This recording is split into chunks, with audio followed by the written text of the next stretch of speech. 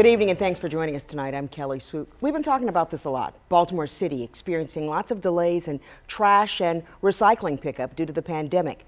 But in Westport, neighbors say that this is a problem that's been happening for years. WMAR 2 News' Mallory Sfaste tells us about their calls to the city to do something about illegal dumping. Because if it matters to you, it's a matter for Mallory.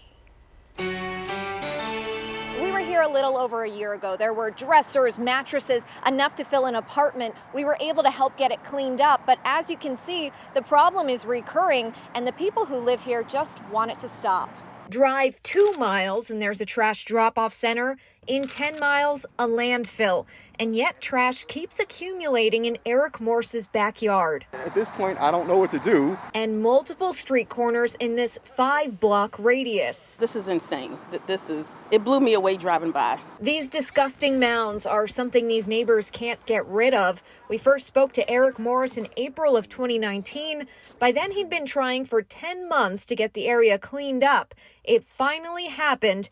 A year later, he's back to where he started. Clean up this area, this trash, and can we get a camera or something so it can prevent people from dumping it? I think if the camera's there, then people will say, oh, I might be on camera, I'm not going to do that. The city has 90 of them, which are rotated to different hotspot locations to catch illegal dumpers. The Department of Housing and Community Development said they have several in Westport and surrounding areas, but cameras won't work at some locations because of the high amounts of traffic. The cameras have limited storage space and would also be capturing non-illegal motion activity. Last year, there were more than 44,000 service requests for illegal dumping, dirty alleys, and streets. The city issued 1,192 citations for illegal dumping activities. Often we are in the path to the Cherry Hill and Quarantine Road dump sites. So people will cut through here and say, oh, this looks like a great place to dump, and I'll leave it here overnight. I won't have to pay any fees at the facilities that we do have. Keisha Allen agrees cameras could help. She also wants 2 trash pickup days and the city to come up with a game plan to put an end to this, multiplying trash mounds that double in size overnight. They just assume this is Westport.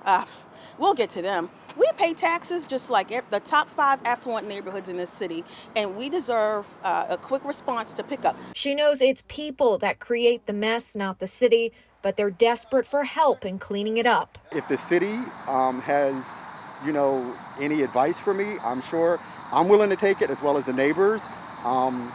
Just help us.